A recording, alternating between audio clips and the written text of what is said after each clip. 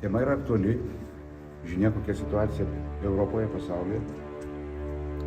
Ir tema Herkus Mantas ne šiaip atsirado, ji tiesiog kalba apie laisvą žmogų, kuris gina savo šalį, savo šeimą, savo vaikus.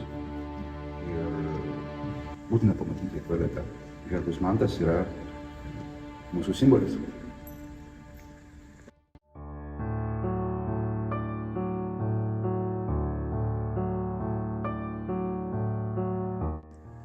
Tokiai temai, tai be abejo simfoninis orkestras. Tai yra maštabai, tai yra dydis, tai yra įvairialypis instrumentas, medis, varis, klavišas, būgnai, oda, kaip sakant, ne? Tai tik tai simfoninis gali tai kalbėti apie tokius dalykus.